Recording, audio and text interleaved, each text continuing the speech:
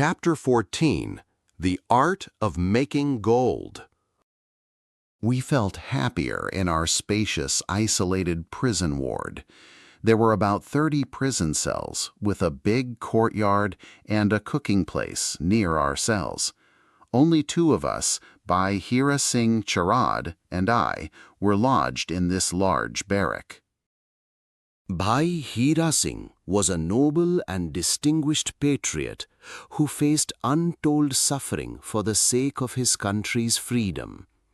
The tortures of prison life had reduced his body to a skeleton.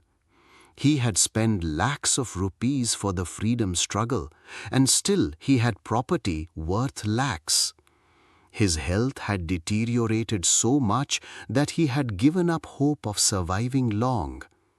He wanted to meet me separately and discuss some problems of inner life. He now got this opportunity when we were kept apart from all other prisoners. One night, when he saw me sitting absorbed in deep meditation, he came close to me and told me that although he had meditated long on some mantram which he called bhajan, he had not attained anything spiritually, and now with his end so near, he was anxious to acquire spiritual peace. I was deeply moved by the helplessness of his spirit, and frankly told him that what he called spiritual practice, bhajan, would lead him nowhere. As long as he meditated on the mantram Soham, a Vedantic mystic word meaning I am he was not likely to achieve much, because under such mental condition as his, and in the present Kali age of ignorance, this mantram only increased egoism, which was a hindrance to all spiritual progress. It was against the principles of Sikhism to contemplate in this manner. Thus, in the past, this mantram had only strengthened his egoism. Hira Singh was taken aback. He said that ever since he started meditating on this mantram, he had never told about it to anyone, nor had he ever repeated it loudly. He kept it strictly a secret practice. "How did you come to know, Bhai Sahib, that I meditate on the mantram Soham, I am he asked. "For a man who contemplates the divine name of the Guru," said I, "this is not difficult. It is easy for him to know the spiritual condition of the people near him. One can clearly know the mental and spiritual condition of other people by contemplating the Guru's word. But the mystic word is acquired after baptism from Panch Pyaras, the 5 elects. It is only by receiving collective inspiration from them who act as the Guru that the meditation of the divine name becomes fruitful.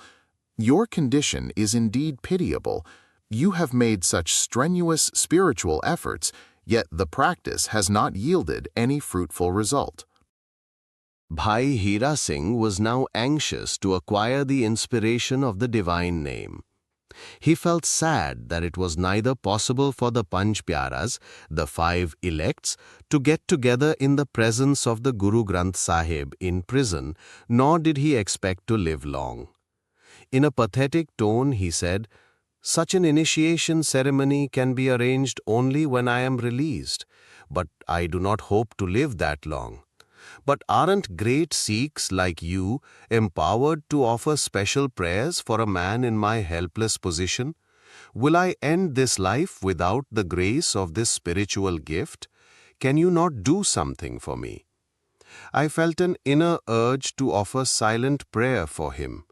Immediately, I requested Hira Singh to sit in silent contemplation in his cell, thinking of the indwelling spirit of the Guru, while I started praying silently for him in my cell. I do not know when my silent prayer ended and what happened after that. At about 2 a.m., Sadhu Radha Singh, the prison guard, came near my cell and stood near me in a strange condition. He was practicing the divine name in a manner known only to the initiate. I was surprised how he came to know about the secret of this spiritual practice. When I asked him about it, he said, Bhai Hira Singh is deeply absorbed in this kind of spiritual practice. I am just imitating him. I do not know anything about it. I got ready to take my bath. I asked Bhai Radha Singh to try to bring Bhai Hira Singh to normal consciousness. He should take his bath and recite the Sukhmani. After some time, a melodious recitation of Sukhmani by Bhai Hira Singh was heard. Although his recitation was not very correct, yet it was full of devotion and fervor. Bhai Radha Singh sat there listening in deep absorption, and thus he performed the duty of a sentry in a fine way. As soon as the prison doors were opened, Bhai Hira Singh rushed to my cell and fell at my feet, saying, Glorious is the Guru, blessed are his Sikhs, whose silent prayers can work such wonders. I was happy that he had achieved what he was longing to acquire, but the matter did not end there. I warned him that he shall have to face many temptations when the spiritual practices give power and power begins to corrupt. He should be cautious against such winds of misguided passions. The next night, in a mood of thanksgiving, Bhai Hira Singh said, Because of your silent prayers, I have been enlightened by the divine name. And not only has my spiritual hunger has been completely satisfied, but I feel the inspiration of His divine presence in every pore of my being.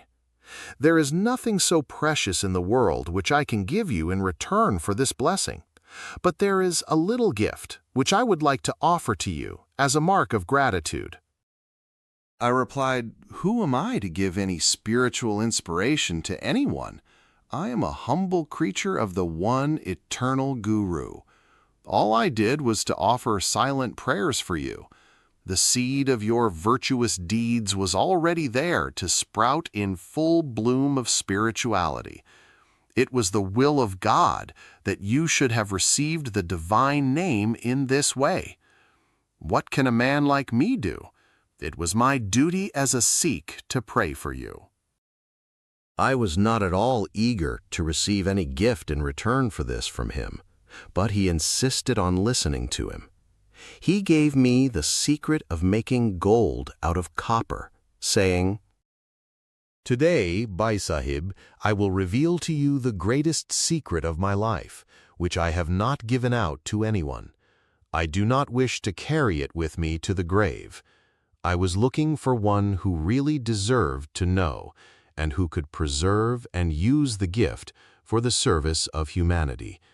I have tested you and found you to be the only one who deserved to preserve this great secret. A chemist of China revealed to me the scientific art of making gold out of copper. It is from the knowledge of this alchemy I became rich. I can easily make gold out of a metal. I know about 3 or 4 formulas with which you can convert baser metals into gold.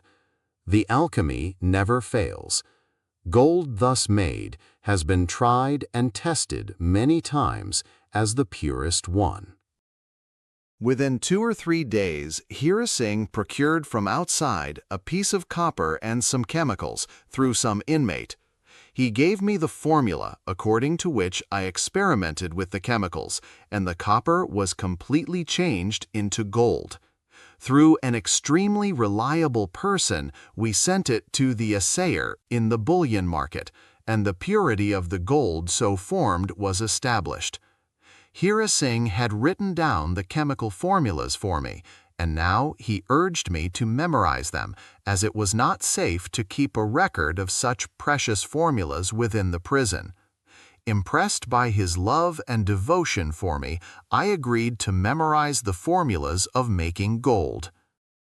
The feat of memorizing the chemical formulas was an ordeal for me. I felt that my mind, which had attained purity and peace, once more started accumulating poison. My mind drifted to all the vagaries possible out of the lust for gold. Like a man building castles in the air, I felt I had already become a millionaire and subconsciously even planned to use most of the money for charitable purposes. A few days earlier, my mind was absorbed in the contemplation of divine name, repeated with every breath, and I enjoyed the highest blessings of spiritual enlightenment. The light and love of God had become a part of my inner being. But now the concentration and peaceful poise of my mind was terribly shaken, and I thought of nothing else but the untold capacity to make gold and infinite material power I could accumulate. The love and devotion to God receded to the background. I could not even contemplate the name of God, nor recite Gurbani with the same zeal and regularity. My inner condition can well be described by the following lines from the scriptures. He who forgets the word of God cries in agony like a sufferer from chronic malady. Guru Nanak, Rag Tanasri. For the first time in my life, the peace of my mind and my contemplative life was seriously upset. For the first time, my mind fell to such a low level and was thrown into a state of confusion. Ever since I entered the life of divine illumination, this was the first time my mind was unbalanced, and the first time my mind was polluted by the thought of wealth. The whole night passed in brooding over all the things I could possibly do with the art of making gold. The formula of making gold inflamed my earthly ambitions and made my pure as gold heart and soul as coarse and lifeless as a stone. Early in the morning, I found myself in this pitiable condition. Just then, the servant brought a lighted stove for me to cook my meals. Bhai Hira Singh also came there and asked me, "Have you memorized all the formulas, Bhai Sahib?" I took out the piece of paper containing the formulas of making gold and threw them into the fire. I then stood in silent prayer before God with folded hands and sought the Lord's forgiveness for letting my mind drift into greed and lust for gold, and I also prayed that I might completely forget all that I had learned about it. I did not like to think of the gold formula even in a dream. Bhai Hira Singh was stunned and shocked at what I did and said, "What a terrible thing you have done. People were prepared to pay me lakhs of rupees for the knowledge of but one formula. I gave you all that I knew. Kings, jewelers, and millionaires were prepared to stake all their fortune for the knowledge of this formula. You have destroyed it in a minute. You have thrown away the world's greatest treasure. I may not live long. I may not even get an opportunity to explain it to you again. There is very little hope of my life being prolonged. It is not possible for us to meet in seclusion again. I doubt if you have memorized a single chemical formula for changing copper into gold. I doubt if you would care to remember whatever you have already memorized. Your face tells me that it has upset you very much. Why should persons like you who are dedicated to the welfare of humanity be ever depressed by the knowledge of this art? You're not one of those who would use it for your personal benefit or to satisfy your greed. Give up this mood of dejection. I will write the formulas for you again. You can easily memorize them within a week. I will put you to test when you have memorized them." "I am grateful to you, my friend," replied I, "for revealing to me the secret of making gold, which you withheld from your dearest and nearest. But I am not the right customer for it. If one sells a precious thing to an undeserving customer, it will go cheap. But if one finds willing customer, one's precious gift will sell for lakhs. You want me to do good to the world through gold, under compulsion of materialistic ideal in which I have no faith." Service done under compulsion is neither a virtue nor charity. "I feel I will have to pay a great price for this business of gold, which I cannot afford to pay. I had just started only memorizing the gold formula and not making gold, when my mind, heart, and soul have been thrown into a terrible state of confusion. God knows how low I might have fallen if I had actually started making gold.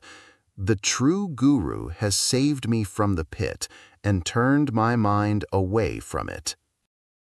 Blessed I am that he saved me from drowning. But Bhai Hira Singh would not listen to me. He made up his mind to once more persuade me to learn the art of making gold. But God willed it otherwise. The same night we were put in prison cells, far apart from each other. We could not talk to each other nor hear each other's voice. I felt that the Guru saved me from falling into the pit again. The next day we came to know that our companions had launched a morcha, agitation, as a protest against keeping us isolated from other political prisoners. They all struck work and went on fast. The prison authorities were unnerved, and they approached them for compromise. They accepted two important conditions for lifting the protest morcha. They agreed to take us back among other prisoners. They also agreed not to put the new political prisoners to hard labor and force them to work, and to give them the same diet that was given to us. Some days passed peacefully, but the jailer would not rest until he inflicted some injury on the prisoners. Cruelty was ingrained in his nature, and he gave vent to it by imposing many kinds of punishments on the prisoners and keeping them far apart from one another in different blocks. One of our companions, Brother Dal Singh, was severely flogged. I somehow managed to inform the Inspector General of Prisons about the grave situation in the prison and warned him to take timely action to put things right. Otherwise, the situation might take such a serious turn that he might have to repent later. The Inspector General was at Ranchi, 60 miles away, from where he rushed to Hazaribagh as soon as he received this information. He came straight to my cell. He was accompanied by prison staff, including Mr. Husband and the jailer. A hot discussion began immediately. Did you, Mr. Inspector General, send this man Vadava Ram to this prison to look after our comforts, or to torture us? Inspector General, he being a Punjabi, I thought he will be helpful to the Punjabi prisoners and he will understand you better. Thus, I too would be saved from unnecessary trouble and worry about you all. I believed that he will look into your grievances and eradicate them immediately. Because he owes the present post and position to me, I thought he will do those things which would enhance my prestige here. I invited you, the prisoners of Lahore conspiracy case from Punjab, because I felt that, being a Punjabi myself, I could take good care of you. My confirmed opinion was that a Punjabi jailer and head warder alone could look to the personal comforts of the Punjabi political prisoners. That is why I got this man, Vadhava Ram, and Kirpa Singh, head warder, specially transferred to this place. But Vadava Ram started tormenting and torturing us as soon as he came here. He is obsessed by the wrong impression that we are the political prisoners who murdered one of his Brahmin relative in the Chabewal dacoity incident. We have tried hard to convince him that we have nothing to do with that incident, but his bitterness continues to be inflamed by this wrong notion. Secondly, this man is extremely haughty, vain, and despotic. Mr. Husband is a tool in his hands. Because you trust him much, he thinks he is all in all. Because you have reposed so much confidence in him, he thinks he can act with your authority, and he has nothing to fear. He poses as the sole master and controller of the prison. That is why he dared to inflict the punishment of flogging on one of our companions. What? He ordered flogging? Yes, please examine the history ticket of Dal Singh and see for yourself for what fault of his he has been flogged. Inspector General, addressing the superintendent, did you order flogging of Dal Singh? If so, for what fault of his? Mr. Husband, he refused to work. Inspector General, Political prisoners cannot be flogged if they refuse to work. Mr. Husband, besides this, he offended a prison staff member. We had to do something to maintain discipline. I. Will you please ask this gentleman who offended and who was insulted? Did Dal Singh insult him or some other man? Inspector General, addressing the superintendent, who was offended and by whom? Mr. Husband, he insulted Kirpa Singh, head warder in charge of jail. Inspector General, addressing Kirpa Singh, well, Kirpa Singh, did he insult you? Kirpa Singh, no sir, no one insulted me. I was not in charge of the Punjabi prisoners, even for a single day. Inspector General, in a threatening tone. Why did you post a Bihari warder over the Punjabi prisoners when I especially ordered that head warder Kirpa Singh should be in charge of all the cells where Punjabi prisoners are lodged? I particularly sent Kirpa Singh to this prison because these Bihari people do not understand their language. You are quite right. This Bihari Brahmin who has been appointed warder over our cells does not understand even simple words of Punjabi, least of all the pure Punjabi. It is due to his inability to understand Punjabi that one of our innocent companions was flogged. Inspector General, addressing the Bihari Brahmin, do you understand Punjabi? Bihari Brahmin. Yes, sir, I understand Punjabi quite well. I, addressing the Bihari Brahmin. Almost all Bihari people are in the habit of telling lies. For all, I used the word sare in Punjabi, which the Bihari Brahmin once more understood to be a word of abuse. In Bihari, the word sare is equivalent to Punjabi sale, which is a word of abuse whose literal meaning is your brother-in-law, or it means your sister is my wife. Bihari Brahmin, addressing the Inspector General. Look here, sir, he is abusing me in your presence. The other day Dal Singh also called me Sare. Inspector General burst into laughter and then angrily. What did he say? What word did he use? Bihari Brahmin, saying you Sare Bihari people are annoying and harassing us. This is how, sir, Dal Singh called me Sare, in Bihari, wife's brother, a word of abuse. Inspector General, addressing the jailer, if you flogged Dal Singh for this offense, you have done a great wrong. People like you bring a bad name to the government, and now you will bring a bad name to me and the superintendent, addressing the superintendent. You people flogged an innocent man. You are guilty of gross misconduct and cruelty.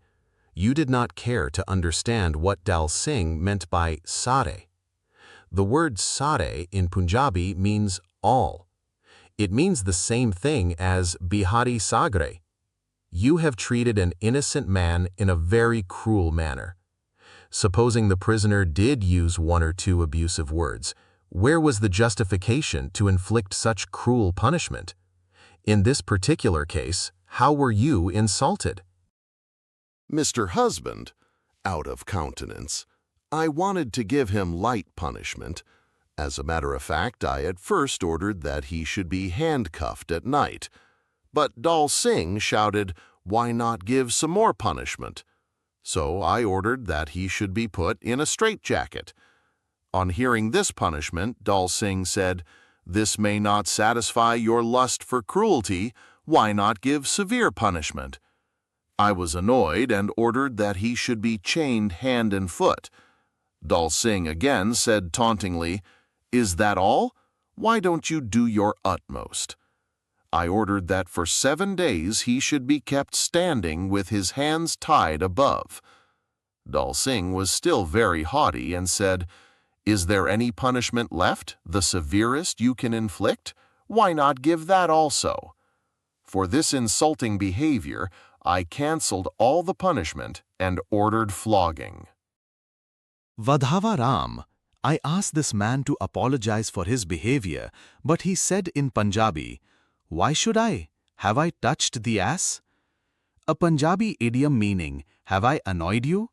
Some low-caste people, for whom an ass is a very precious animal, easily get irritated if someone touches an ass belonging to them. Mr. Husband, who did not understand the Punjabi saying, "Thus he made me an ass. What can be more insulting than this?" Inspector General, both of you are asses as far as your intelligence goes, addressing the jailer and Vadhava Ram. It is all your mischief. I will take severe action against you, addressing me. Please pacify all the prisoners and ask them to break their hunger strike and start eating food. Also ask them to do some work. I will see that they get justice and you are treated in the proper manner. I am not prepared to take any responsibility for the behavior of the prisoners, because when I did pacify them and prevented them from causing trouble on 3 previous occasions, the only reward I got was that the jailer and the superintendent dubbed me as the ringleader of all the troublemakers. I consider such accusations an insult to me. I am not associated with them as a ringleader. I deem them to be my Sikh brothers who participate in the daily recitation of prayers and meditations. The fact is that most of these prisoners who had never recited prayers now regularly recited prayers. But your prison officials, particularly the jailer and the superintendent, cause trouble by repeatedly snatching away our prayer books, gutkas. You even assured us that someday you would give us a big hall in the prison where we can keep our holy grant, the Guru Granth Sahib, and convert the hall into a prison temple. But seeing the attitude of these officials towards our prayer books, we thought they might repeatedly commit acts of sacrilege by profanely handling the Guru Granth Sahib. To avoid this possible disrespect to the Guru Granth Sahib, we gave up the idea of a temple in the prison. It might have led to painful sacrilegious acts of disrespect to the Holy Grant. We cannot even tolerate the disrespect these people are showing to our prayer books. You assured us that you will allow us strapped cases made of cloth for our prayer books so that we can carry them with us. But these people have not even hesitated to handle our prayer books with unclean hands. Every now and then they take away our prayer books, expecting us to stop reciting our prayers. Now the prisoners have memorized all the prayers, and they cannot stop us from reciting them by snatching away our prayer books. We have now returned all the prayer books because we cannot tolerate the repeated disrespect they show to the prayer books by mishandling them with unclean hands. If you want us to keep the prayer books, please instruct these people that they will not handle them disrespectfully.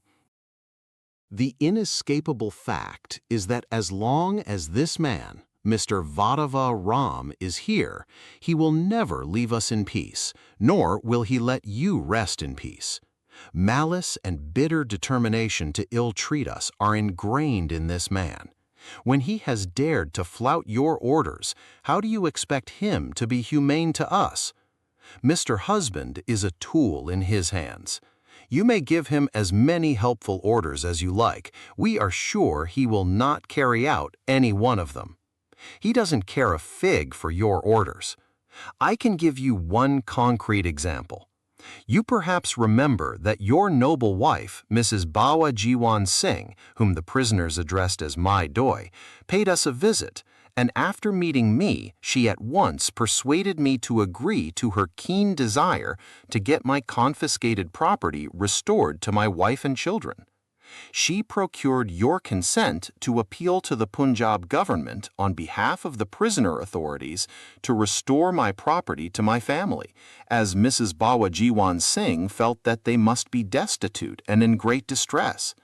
You gave orders to Mr. Husband to prepare my case, fill out the particulars in some application forms, yet they have not carried out that order. I have always felt that the Guru and the Sikh Panth will take care of my children, and I still wish to abide by the sweet will of God. But I would like to point out that these prison officials did not care a straw for your orders. I reminded Vadavaram a number of times and told him that it was very ungrateful on his part to flout the orders of the Inspector General, to whom he owed his present position. He not only did not carry your orders, but had the audacity to tell him that he was powerful enough to cancel the orders of the Inspector General. He told me that when a prison police officer secured leave from the Inspector General without referring it to him, he canceled the leave of the man and tore the Inspector General's order in his presence. Giving me this example, he said, "What do I care for a political prisoner like you?" So, such is the haughtiness and vanity of this jailer, Vadavaram. That is the police officer standing near you, whose leave order, sanctioned by you, was torn to pieces by this man. Please ask him. This is the most glaring example of his insubordination. He has not allowed the poor man to go on leave up to this time.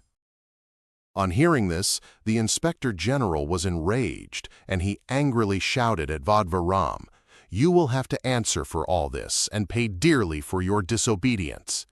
Then, addressing me, he said, "I assure you that from today onwards, no one will treat any prisoner harshly, and I will punish this jailer for all the mischief he has done." I replied, "If you do not take any action against this man, the prisoners will take matters into their own hands. That will be unfortunate. I know this man will beg and cringe before you to forgive him, and he is clever enough to do that. He will fall at your feet and stick to this prison. But I must tell you very frankly that if he sticks to this prison, he will bring you a bad name soon enough. What harm can he do to us beyond what he has already tried?" The Inspector General went away seriously upset over all that had happened. The jailer, it is learnt, fell at the feet of the Inspector General, who either pitied him or was misled by the flattery and false assurances of this man.